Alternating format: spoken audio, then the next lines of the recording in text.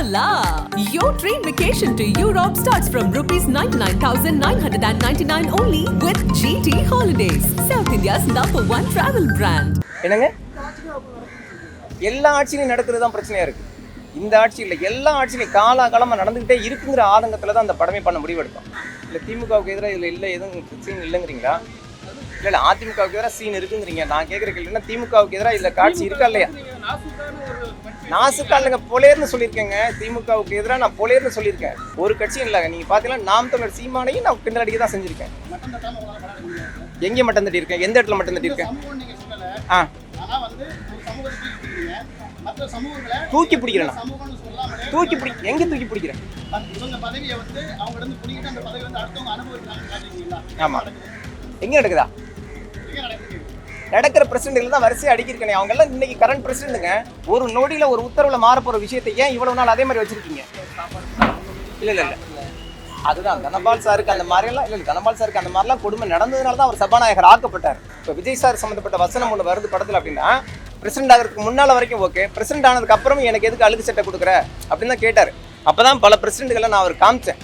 பரவாயில்ல, நானும் உங்களுக்கு அழுகு சட்டை கொடுத்துருக்கேன். அந்த மக்கள் அவருக்கு இன்னும் சட்டையே கொடுக்கல. சட்டையே போடாமல் ஒரு பிரசிடென்ட் நின்றுட்டு இருந்தார், ஒரு தலித் பிரசிடென்ட். நீங்கள் இப்போ கரண்ட்டில் நடந்துட்டு இருக்குன்னு சொல்ல வரீங்களா? இல்லை முடிஞ்சிருச்சு இப்போ நல்லா கொடுத்துருக்கா சொல்ல வரீங்களா? அப்படிலாம் இல்லை. பின்னால் உள்ள தேதியை பார்த்தீங்கன்னா கூட தெரியும். 24வது வருஷம் காமிச்சிருக்கேன். அப்போ இந்த வருஷம் ஒரு பிடிஓ ஆஃபீஸை காட்டணும்னா இந்த வருஷத்தில் யார் முதலமைச்சராக இருக்காங்களோ அவங்களோட ஃபோட்டோ தான் காட்ட முடியும். இந்த வருஷத்தில் வேறு யார் இருந்தாலும் அவங்களுடைய ஃபோட்டோ தான் வந்திருக்கும். அதனால் ஸ்டாலின் சார் ஃபோட்டோ காட்டினதுக்கு உள்ளர்த்தம்னு ஒன்று கிடையாது. இப்போவும் நடக்குதுங்கிறது தான் நான் கடைசியில் பல பிரசிடென்ட்கள் பேசுகிறத நான் காமிச்சிருக்கேன். என்னங்க எல்லா ஆட்சியிலையும் நடக்கிறது தான் பிரச்சனையாக இருக்குது. இந்த ஆட்சி இல்லை, எல்லா ஆட்சியிலையும் காலாகாலமாக நடந்துக்கிட்டே இருக்குங்கிற ஆதங்கத்தில் தான் அந்த படமே பண்ண முடிவெடுத்தோம். அதாவது பர்டிகுலராக இந்த ஆட்சி அந்த ஆட்சியும் சுட்டி காட்ட விரும்பல. எந்த ஆட்சி வந்தாலும் எந்த மாற்றமும் வரல. எல்லா ஆட்சியிலையும் இந்த அவலம் தொடருங்கிறது தாங்க முடியாத வேதனையாக இருந்துச்சு. எந்த ஆட்சி வந்தாலும் தொடர்ந்து சொன்னீங்க. அதனால தான் சீமானை கூப்பிட்டு அப்படி அதாவது மாற்றுங்கிறது இல்லை, மாற்றுங்கிறது எந்த பக்கம் வந்தாலும் அதை நம்ம நம்பலாம். ஏன்னா அவங்க இன்னும் ஆட்சி கட்டில் உட்காரல. அவங்க எப்பேற்பட்ட ஆட்சியை பண்ணுவாங்கன்னு நமக்கு தெரியாது. இப்போ வரைக்கும் அவங்க பொதுக்கூட்டங்களில் பேசுறது நம்ம ஒரு நம்பகமாக நினைக்கலாம். ஆனால் நான் அவரை பர்டிகுலராக நான் கூப்பிட்டேன்னு நினைக்காதீங்க. நான் பல பேருக்கு இந்த படத்தை போட்டு காமிச்சேன். அதில் அவருக்கு அந்த படம் ரொம்ப பிடிச்சிருந்துச்சு.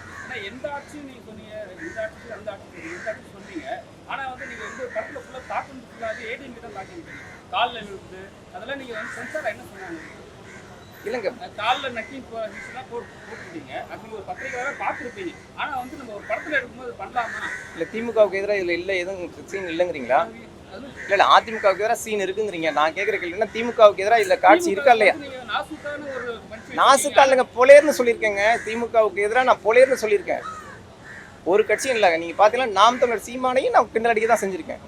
அதனால பொத்தாம்பொதுவான இதாக நான் பண்ணலை. அதாவது இப்போ விஜய் சார் சம்மந்தப்பட்ட வசனம் ஒன்று வருது படத்தில் அப்படின்னா, இப்போ ஏற்பட்ட அவலங்கள் நடக்கிறப்ப ஒரு பையன் என்ன பண்ணுறான், ஆன்லைன் சீட்டாட்டத்தில் இருக்கான். இன்னொரு பையன் என்ன கேட்குறான்னா, விஜய் சார் அரசியலுக்கு வந்தால் என்ன பண்ணுவாருன்னு தொடையை தட்டி செல்ஃபோனை ரசித்து கேட்டுட்டு இருக்கான். அப்படிங்கிற விஷயங்களை தான் நான் உணர்த்துறேன். இதில் ஒரு பொலிட்டிக்கல் சட்டையராக ஒரு சர்ச்சையை உருவாக்கணும், இவங்களை காயப்படுத்தணும், அவங்கள அவமானப்படுத்தணுங்கிற நோக்கம் சத்தியமாக எனக்கு கிடையாது.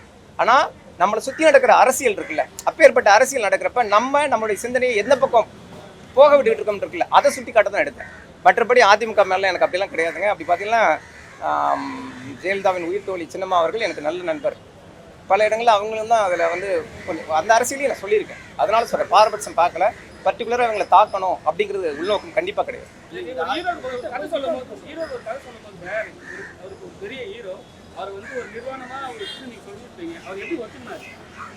இல்லை, நான் அவருக்கு ஒத்துக்கல தான் ஃபர்ஸ்ட்னா இதுக்கு இல்லை. அவர் அழுக்கான ட்ரெஸ் போடவே ஒத்துக்கல. நான் தான் பிரசிடென்ட் ஆகிட்டேன்ல. பிரசிடென்ட் ஆகிறதுக்கு முன்னால் வரைக்கும் ஓகே, பிரசிடென்ட் ஆனதுக்கு அப்புறம் எனக்கு எதுக்கு அழுகு சட்டை கொடுக்குற அப்படின்னு தான் கேட்டார். அப்போ தான் பல பிரசிடென்ட்களை நான் அவர் காமிச்சேன். அதாவது ஷூட்டிங் ஸ்பாட்டுக்கு வந்த பிரசிடென்ட்லாம் பாருங்கள் சார், அந்த நிற்கிறார் பாருங்கள் அந்த கார்னரில். பரவாயில்ல, நானும் உங்களுக்கு அழுகு சட்டை கொடுத்துருக்கேன். அந்த மக்கள் அவருக்கு இன்னும் சட்டையே கொடுக்கல. சட்டையே போடாமல் ஒரு பிரசிடென்ட் நின்றுட்டு இருந்தார், ஒரு தலித் பிரசிடென்ட். அதை நான் காமிச்ச ஸ்பாட்டில் சாருக்கு.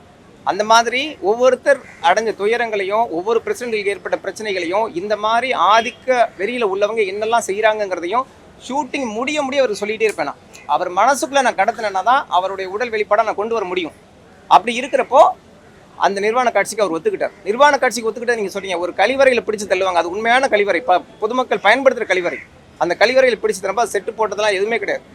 இந்த மக்கள் இந்த பிரச்சனை அனுபவிக்கிறான்னு சொல்லிட்டேன். அதே பாத்ரூமில் என்னை பிடிச்சி தள்ளட்டும். அப்படிங்கிற அளவுக்கு அவர் அர்ப்பணிப்பாக மாறி இருந்தார்.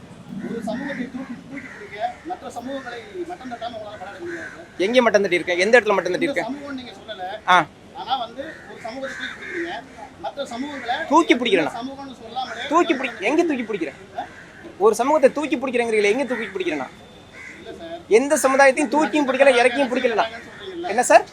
இன்னைக்கு வந்து பதவியில் இருக்கிறவங்க இவங்க பதவியை வந்து அவங்க இருந்து பிடிக்கிட்டு அந்த பதவி வந்து அடுத்தவங்க அனுபவிக்கிறாங்கன்னு காட்டிருக்கீங்களா? ஆமா.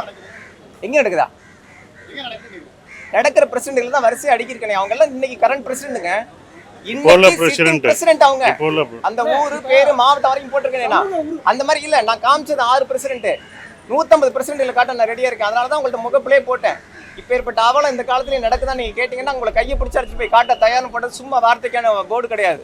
இல்ல சார், படங்களுக்காக பல பேர் அப்படி பண்றாங்க. என்னங்க? யாரையா ஒருத்தங்க மட்டம் தட்டிட்டு யாரையா ஒருத்தங்க தூக்கி பிடிச்சு படம் பண்றாங்க. சரி, நிறைய படங்கள் ஒரு 5 வருஷ காலமா அப்படிதான் வருது. அந்த வரிசையில என்னை தயவு பண்ணி கட்டமைக்காதீங்க. நான் கேட்டுக்கிறேன்.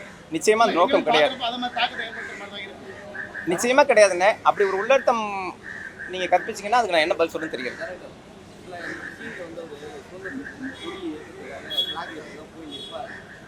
உண்மையாக போன இதில் நடந்தது, இந்த ஆட்சியிலே நடந்துட்டு இருந்தது. அதில் இன்னொரு அவலம் இருந்தது, அதையே சுட்டி காட்டல. என்ன அவலம்? டாஸ்மாகோடைய வருமானம் அதிகமாக வந்ததுனால அவங்களுக்கு அவார்டு கொடுத்தாங்க. அதே சுதந்திரம் இல்லை, அப்படி சொல்லணும்னா நிறைய பிரச்சனையை சொல்லலாங்க. நான் அதாவது குறிப்பிட்ட ஒரு விஷயத்த நீ எடுத்து ஒன்று பண்ணு, நீ ஒன்று டைரக்ட் பண்ணி பண்ணு. சாரி,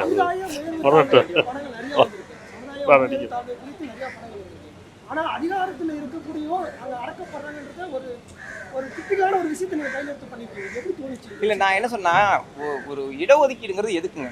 இந்த மாதிரியான பிரச்சனைகள் இருக்கு. இந்த மாதிரி பிரச்சனைகள்லேருந்து ஒரு சமுதாயத்தை விடுவிக்கணும், மேலே கொண்டு வரணுங்கிற எண்ணத்துல ஒரு ரிசர்வேஷன் கொடுக்குறாங்க. ஆனா அப்படி கொடுத்தா கூட அந்த இடஒதுக்கீடு கூட இங்கே போலியாக்கப்பட்டிருக்கு. அதிகாரத்துக்கு வந்தும் நம்ம மிதிக்கப்படுறோம் அப்படிங்கிறதுனா அது அந்த இடஒதுக்கீடு அரசியலையே கேவலப்படுத்துற மாதிரி, பேருக்காக இயங்குற மாதிரி, அதை சுட்டி காட்டுறது. மற்றபடி ஜாதி அரசியலை நான் கொண்டு வரவே கிடையாதுங்க. ஒரு இடஒதுக்கீடுங்கிறது ஒரு பஞ்சாயத்து சட்டத்தில் எப்பேற்பட்ட முக்கியமான ஒரு விஷயம், ஒருத்தனை கைதூக்கி ஒரு விஷயம். ஆனால் அது பேரளவுக்கு மட்டும் இருக்குது. இத்தனை வருஷ காலத்தில் அது எந்த முன்னேற்றத்தையும் கொடுக்கல அப்படின்னா அது நிச்சயமா இவ்வளோ பெரிய பரப்புரையாக சொல்ல வேண்டிய விஷயம் நான் நினைக்கிறேன். என்னங்க? முதல்ல இல்லை ஆட்சிக்கு வந்தவங்க, ஆட்சிக்கு வந்திருக்கிறவங்க அதுக்கான மாற்றத்தை செய்யணும். இப்போ நான் சொல்கிறது என்னன்னா, மொத்த தமிழ்நாட்டில் தலித் பஞ்சாயத்து தலைவர்கள் அதிகபட்சம் எவ்வளோ பேர் இருக்க போகிறாங்க? ஒரு 200 பேர் இருப்பாங்களா? ஒரு மாவட்டத்துக்கு 15-20 பேர் இருப்பாங்களா? அந்த மாவட்ட ஆட்சியருக்கு ஒரு உத்தரவு போடுங்க. தலித் பஞ்சாயத்து தலைவர்கள்ட்ட மாசம் 2 தடவை பேசுங்கன்னு உத்தரவு போடுங்க. ஒரு நொடியில ஒரு உத்தரவுல மாற போற விஷயத்தை ஏன் இவ்வளவு நாள் அதே மாதிரி வச்சிருக்கீங்க? இந்த ஆட்சி இல்லைங்க, எந்த ஆட்சியுமே நான் கேட்குற கேள்வி அதான். அப்போ ஒரு கையெழுத்துல, ஒரு பேச்சுல, ஒரு உத்தரவுல நீங்க வந்து அந்த தலைகீழ் மாற்றத்தை உருவாக்க முடியும். ஆனா பண்ண மாட்டேங்கிறீங்க. ஏன்? அதை வந்து நான் வந்து படத்துல ஆவேசமா கேட்கல, நீங்க கேட்கறதுனால நான் பதில் சொல்றேன். படத்துல வன்முறை நிறைய இருக்கு, சரிங்களா? ஆனா வந்து ஒரு போலீஸோட காட்டவே இல்லை. இன்னொரு காரணமா இல்லைங்க, போலீஸ் நோக்கி போறப்ப அதுல தான் கடைசியாக ஒரு அம்மா பேசுவாங்க, போலீஸ் எல்லாம் பேருக்கு தான்ப்பா இருக்கு, எங்க குற்றச்சாட்டு எதுவுமே எடுபட மாட்டேங்குது அப்படின்னு. நீங்க கிராமப்புற பகுதியில் தயவு பண்ணி போங்க. இன்னைக்கு நகர பகுதியில் 1000 ரோந்து வர்ற போலீஸ் கிராம பகுதியில் எங்கிட்டாச்சும் எட்டி பார்க்குறா? எட்டி பார்க்கறதே கிடையாது. ஒரு வீடியோ கேட்குறாரு, நீ கம்ப்ளைண்ட் பண்ணு, நான் நடவடிக்கை எடுக்கிறேன்னா அவர் பண்ணல. அப்போ பண்ணினாலுமே நடவடிக்கை எடுக்காதப்போ, பண்ணாதப்போ எந்த போலீஸ் தேடி வரும்? இன்னொன்று, ஒரு கம்ப்ளைண்ட் பண்ணிட்டு நீங்கள் அந்த ஊரில் இருந்துட முடியுமா? போலீஸ் ஸ்டேஷன் போயிட்டு அதுக்கப்புறம் அந்த ஊரில் நீங்கள் இருந்துட முடியுமாங்கிறது இருக்கு.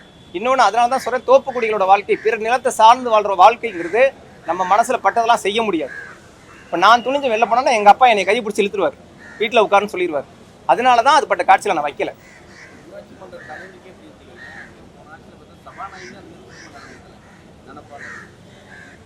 தனபாலுக்கு கொடுமை இல்லை, அதுதான் தனபால் சாருக்கு அந்த மாதிரிலாம் இல்லை. தனபால் சாருக்கு அந்த மாதிரிலாம் கொடுமை நடந்ததுனால தான் அவர் சபாநாயகர் ஆக்கப்பட்டார். அவருக்கு வந்து உரிய மரியாதை கொடுக்கணும், ஒரு முதலமைச்சரே அவங்கள பார்த்தாலும் கும்பிடணும் அப்படிங்கிறதுக்காண்டி தனபால் சாரை வந்து சபாநாயகர் ஆக்கினாங்க. நன்றி, எல்லாருக்கும் நன்றி. நந்தன் ப்ரெஸ் ஷோ நீங்கள் பார்த்தீங்க. உங்கள் பாராட்டுக்கு வந்து எங்களுக்கு ரொம்ப சந்தோஷம்.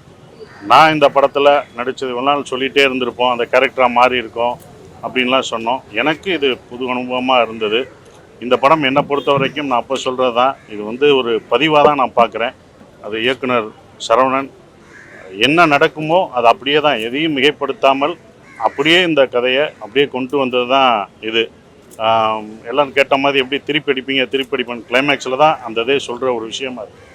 ஸோ எனக்கு இப்படி ஒரு கேரக்டர் எனக்கு கொடுத்ததுக்கு நான் என்னுடைய இயக்குனருக்கு நன்றியை தெரிவிச்சுக்கிறேன். ஜிப்ரானோட மியூசிக் எனக்கு ரொம்ப, அதை நாங்கள் எடுத்ததை விட ரொம்ப அற்புதமாக அதை சிறப்பாக பண்ணியிருக்காரு. கட்டரும்பு அவரெல்லாம் இன்னும் வெளியில் வந்தால் வெளுத்துருவான் போல்க. எனக்கே வெறுப்பாக தான் இருக்கும். அப்படி அருமையாக நடிச்சிருந்தார். அவருக்கும் இது பண்ணியிருக்கோம் ஸ்ருதி. ஸோ எங்களுக்கெல்லாம் இந்த படம் வந்து சரவணன் ஒரு அருமையான படத்தை எங்களுக்கு கொடுத்துருக்காரு. நாங்கள் அந்த கேரக்டராக அதில் வாழ்ந்திருக்கோம், அதில் இருந்திருக்கோன்றது எங்களுக்கு சந்தோஷமான ஒரு விஷயம். Hola! Your dream vacation to Europe starts from rupees 99,999 only with GT Holidays, South India's #1 travel brand.